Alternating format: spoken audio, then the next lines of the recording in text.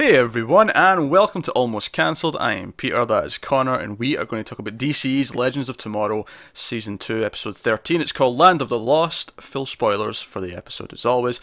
Slight disclaimer here, we're having a little bit of tech issues. Connor's slightly out of sync. As a result, I've actually got him covered on my screen because it distracts me, so I'm not looking at him.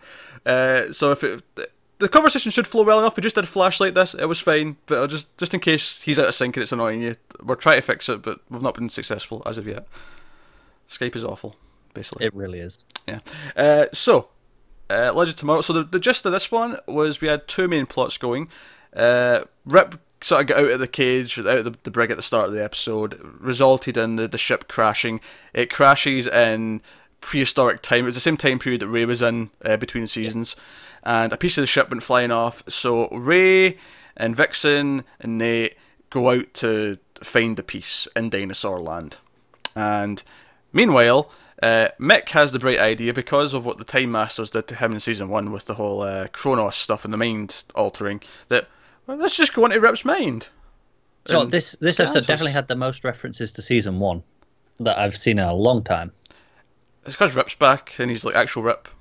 Well, see, you say that, but there was stuff that Ray was talking about off with the others. Sure. And I was like, why are you reminding me of this? Yeah, that's true. It does bring up his relationship. Shudder.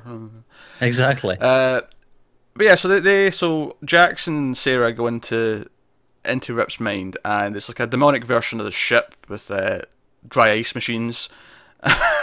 And neon lights, and they fight like evil versions of themselves in Rip's mind and try and find Rip, where they run into a human representation of Gideon, played by the actress who voices Gideon, and Rip makes out with his ship.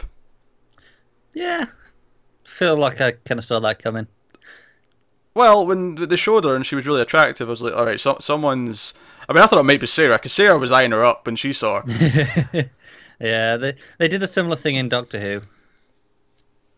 Did they? Yeah, the one where the TARDIS becomes an actual woman. So the Neil Gaiman episode a few years ago. Yeah, I binge watched all that. It's kind of blurring it together in my mind, but we'll take your word for it. It happened. So they go into Rip's mind and they're trying to do something. They fight evil Firestorm, evil Sarah, evil Mick. Well, that's just regular Mick. There's a really funny line there where evil Firestorm's like, "Hey, you forgot to bring your powers." And it's like, yeah, I feel that way about 80% of this season. Like, how many times have you seen them merge this season? Not a lot. Although at least in this episode they did have a lot of other effects to do. They had a dinosaur. Yeah. Actually, the ship crashing at the start I thought looked very good. The only part of the ship crashing at the start that I thought looked a bit weak was when it stopped right at the end and there was a sort of cloud of snow, and I thought that looked a bit rough. But mostly it was pretty good. The actual tumbling down the hills of the mountain or whatever, that looked not bad. And the dinosaur looked pretty good. Almost annoyingly, because throughout a lot of the episode, I thought it was really jarring that they weren't showing it. And I know it's because they were saving it so that they could have it look good, but I feel like I'd rather have had an extra shot of it somewhere else. Yeah, they kept doing the characters are seeing it or hearing it, and we're not seeing it. It did it too many times. It just felt a little bit awkward. Yeah, and you get the sense that they're saving their money so that when they show it later, they can put more money into that one scene and it'll look really good. Yeah, but I'm not super fussed though, because it gave it this kind of goofy B-movie quality to it. Yeah, I get that. Where we kept not seeing it, but they kept reacting to it, which kind of made it in a really goofy way kind of fun for me. I can get that. I just felt it was a little bit awkward. Like it was once too many times that they did this. They're out looking for the piece, and we come back to Armaya and Nate's relationship, and she's like, you know what, Stargirl told me to stop with the rules and just have sex. So Nate, let's just have sex. Is basically the gist of the conversation, in much nicer terms. And Ray decides to be the giant cockblock of the show, because if he's not getting any, no one's allowed. And he not only interrupts them when they're about to do it, intentionally. He then, comes up to he slides across the rock to Nate, and he's like, "Yeah, well, I've met her granddaughter, and she's going to save people as Vixen. And if you mess up the timeline by starting a relationship, that could be bad. So you're going to have to, stop it." And it's like, and then he brings up his relationship. He's like, "Yeah, I mean, I've been there. It's just tough on the ship." And I'm like, "Oh, don't remind me of this. Stop trying to ruin this perfectly." Well, reasonably natural. They're kind of fun together. They have a good chemistry. Good banter. Yeah, and Ray, the rest of the conversation that he was saying, hey, look, she has a timeline. Which, to be fair, this is the sort of thing that we would think of as a plot hole, but Ray's actually bringing it up. So you know what? Okay. Yeah, I appreciate that. That's fine. And at the end, he's like, "Yeah, you kind of need to give her up." And he's like, yeah, I saw her with a dinosaur. I'm in love. I can't just be casual, blah, blah, blah. And then there's that really funny moment, because Amaya says, "I come to my quarters," and she leaves, and then he's about to make the right choice. He's like, "Nah, I'll start tomorrow." And he goes to the quarters anyway. I approve. Can't blame him, can you? I approve, Nate. Although that dinosaur scene, I did actually really like. I was actually kind of calling it all episode that Vixen was going to get a dinosaur power. They telegraphed it really strongly with the snake bit as well. Yeah. But it was just all episodes like, oh, she's. I didn't know if she was going to calm the dinosaur down necessarily, but I was knowing all episode that she's going to tap into dinosaur power at some point. She's going to press a thing and be a she's T-Rex. got dinosaur powers, and it's cool. Yeah.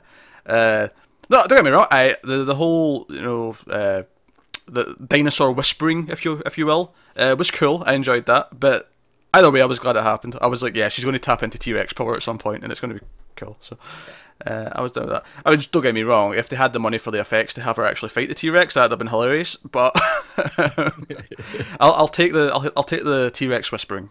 So no, that was fun stuff.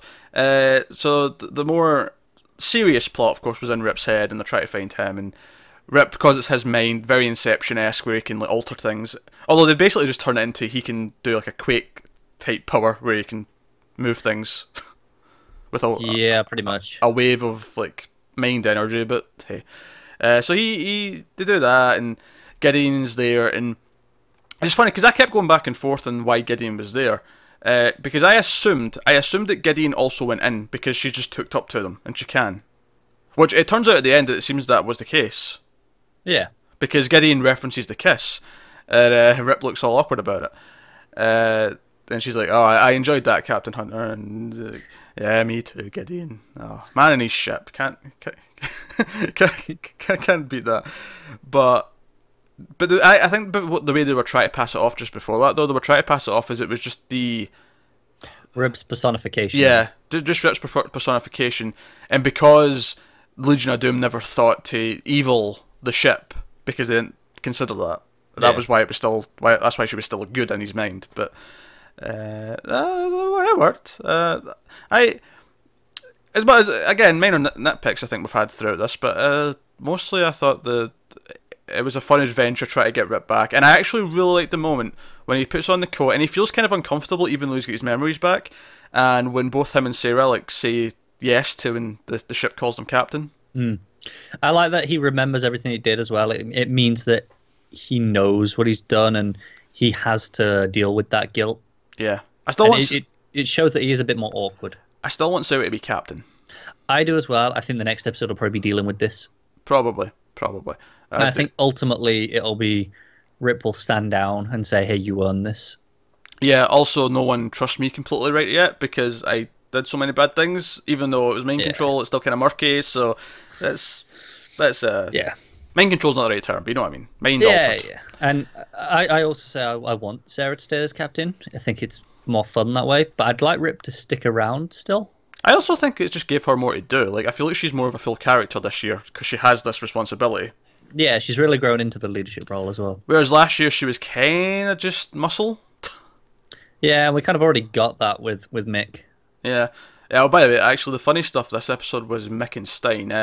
Even at the start of the episode, when everything goes wrong and the ship crashes, and Stein's just in the cafeteria, the kitchen, and he just comes into the bridge and he's like, "What is that infernal?" It's like, didn't I tell you we're not allowed to let Mick fly the ship anymore? Yeah, so that was funny on its own, but then later on, when it's Mick who has the scientific knowledge to do the mind stuff, and Sarah's like, "Can you and Stein sort this out?" And he's like, "Yeah, but the professor is my assistant, I'm sure we can crack it." Now go get me a beer. Actually, make it a six-pack.